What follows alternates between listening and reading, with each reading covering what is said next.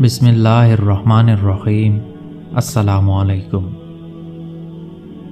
خلیفہ ہارون الرشید کے دور میں بغداد میں ایک درویش رہتے تھے۔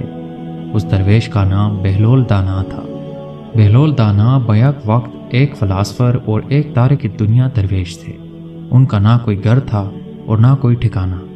وہ عموماً شہر میں ننگے پاؤں پھرتے تھے اور جس جگہ تھک جاتے وہیں ڈیرا ڈال لیتے۔ بعض لوگوں نے انہیں مجذوب لکھا ہے کہ یہ اللہ کی تجلیات اور عشق میں مستغرق اور گم رہتے تھے اور اپنے ارد گرد کے ماحول سے بے خبر ہوتے تھے۔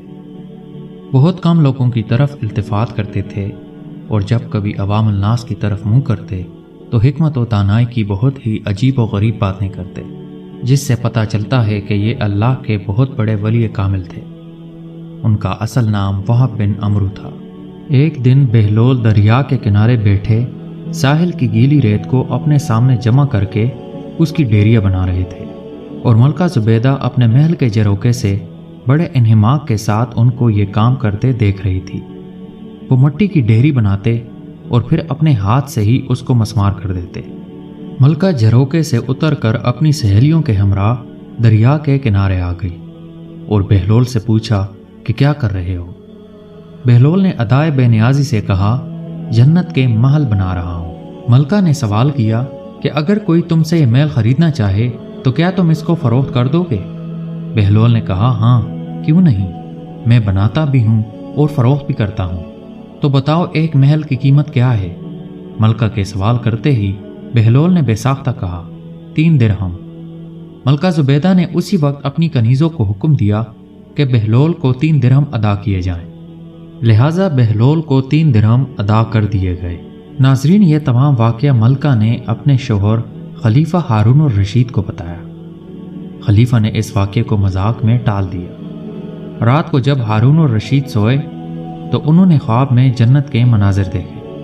آبشاریں، مرغزاریں اور پھل پھول وغیرہ دیکھنے کے علاوہ اونچے اونچے خوبصورت محلات بھی دیکھے۔ ایک سرخ یاقوت کے بنے ہوئے محل پر انہوں نے زبیدہ کا نام لکھا ہوا دیکھا۔ ہارون الرشید نے سوچا کہ میں دیکھوں تو صحیح، کیونکہ یہ میری بیوی کا گھر ہے۔ وہ محل میں داخل ہونے کے لیے جیسے ہی دروازے پر پہنچے تو ایک دربان نے انہیں روک لیا۔ ہارون الرشید کہنے لگے، اس پر تو میری بیوی کا نام لکھا ہوا ہے، اس لیے مجھے اندر جانا ہے۔ دربان نے کہا، نہیں، یہاں کا دستور الگ ہے، جس کا نام ہوتا ہے اسی کو اندر جانے کی اجازت ہوتی ہے، کسی اور کو اجازت نہیں ہوتی، لہٰذا آپ کو اندر داخل ہونے کی اجازت نہیں ہے۔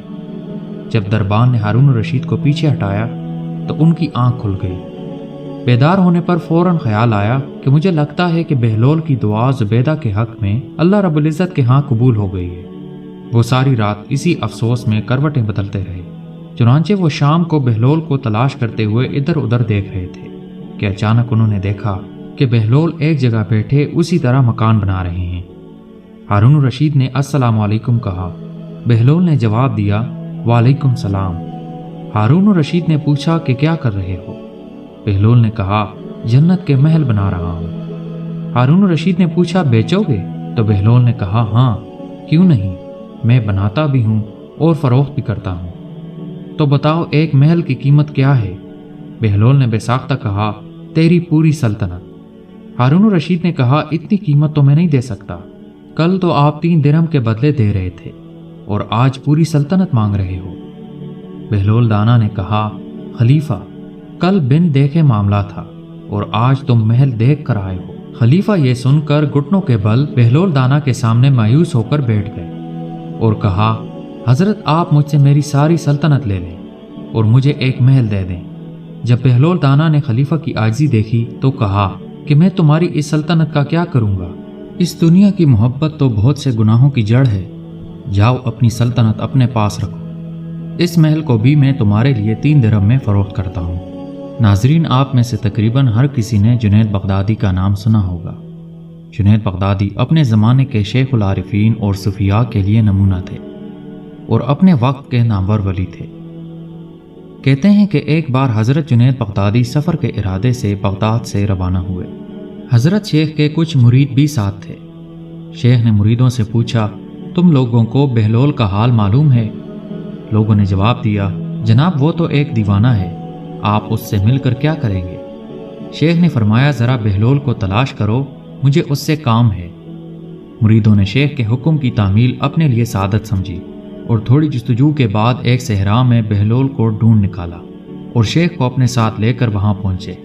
شیخ بہلول کے سامنے گئے تو دیکھا کہ بہلول سر کے نیچے اینٹ رکھے ہوئے دراز ہیں۔ شیخ نے سلام کیا تو بہلول نے جواب دے کر پوچھا، تم کون ہو؟ شیخ نے فرمایا، میں ہوں جنید بغدادی۔ بہلول نے کہا، اچھا تو تم وہی جنید ہو جو لوگوں کو بزرگوں کی باتیں سکھاتے ہو؟ شیخ نے جواب دیا، جی ہاں، کوشش تو کرتا ہوں۔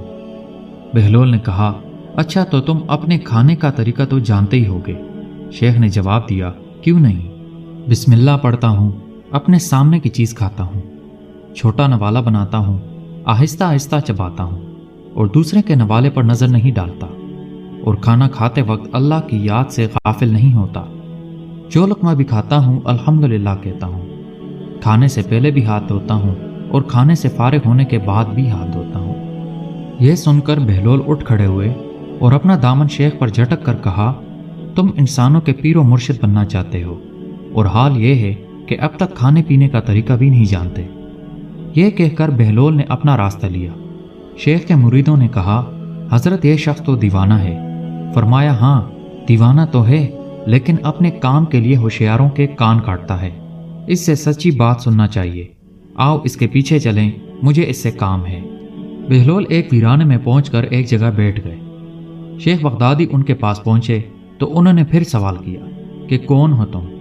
شیخ نے جواب دیا، میں ہوں جنید بغدادی، جسے کھانے کا طریقہ نہیں آتا۔ بہلول نے کہا، تم کھانے کے آداب سے ناواقف تو ہو ہی، گفتگو کا طریقہ تو جانتے ہی ہوگے۔ شیخ نے جواب دیا، جی جانتا تو ہوں۔ بہلول نے کہا، تو پھر بتاؤ کس طرح بات کرتے ہو؟ شیخ کہنے لگے، میں ہر بات کو ایک اندازے کے مطابق کرتا ہوں، بے موقع اور بے حساب نہیں بولے جاتا، سننے والوں کی سمجھ کا اندازہ کر کے خلق خدا کو اللہ اور اس کے رسول صلی اللہ علیہ وسلم کے احکام کی طرف متوجہ کرتا ہوں۔ یہ خیال رکھتا ہوں کہ اتنی باتیں نہ کروں کہ لوگ مجھ سے بیزار ہو جائیں۔ باطنی اور ظاہری علوم کے نقطے نظر میں رکھتا ہوں۔ اس کے علاوہ گفتگو کے آداب سے متعلق کچھ اور باتیں بھی بیان کی۔ بہلول نے کہا، کھانا کھانے کے آداب تو ایک طرف، تمہیں تو گفتگو کرنے کا طریقہ بھی نہیں آتا۔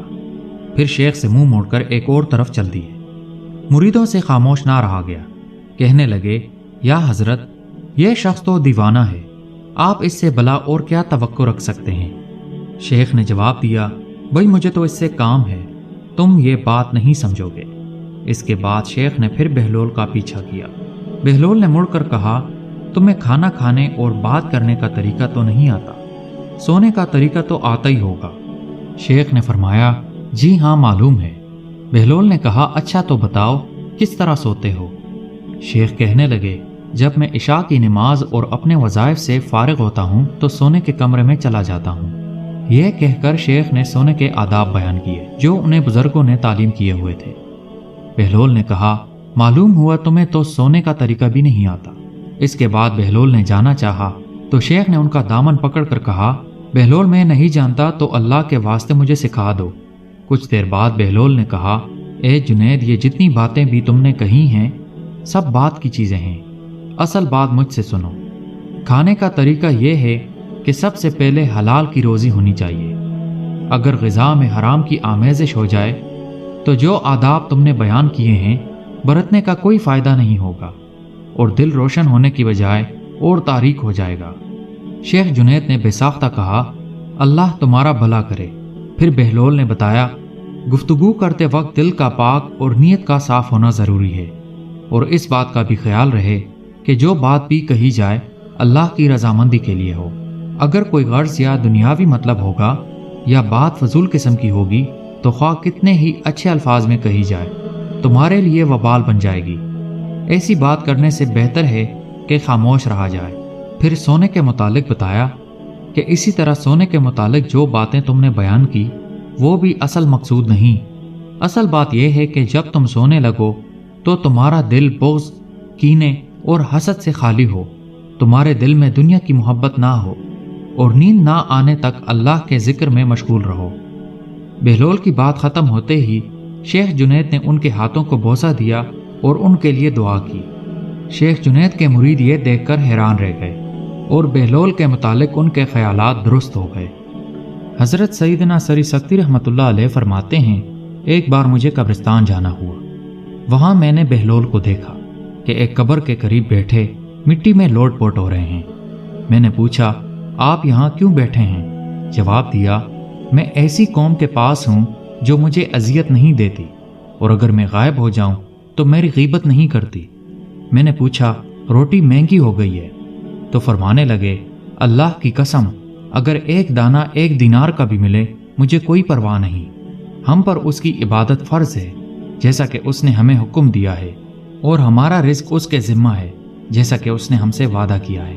ناظرین، ایک دن بہلول بازار میں بیٹھے ہوئے تھے کہ کسی شخص نے اس سے پوچھا، بہلول کیا کر رہے ہو؟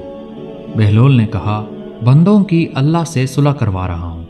اس شخص نے کہا کہ پھر کیا بنا؟ بہلول نے کہا، اللہ تو مان رہا ہے لیکن بندے نہیں مان رہے۔ کچھ عرصہ بعد اسی شخص کا قبرستان کے پاس سے گزر ہوا تو دیکھا بہلول قبرستان میں بیٹھے ہیں۔ اس نے قریب جا کر پوچھا، بہلول کیا کر رہے ہو؟ بہلول نے کہا، بندوں کی اللہ سے صلح کروا رہا ہوں۔ اس شخص نے کہا کہ پھر کیا بنا؟ بہلول نے کہا، بندے تو مان رہے ہیں مگر آج اللہ نہیں مان رہا۔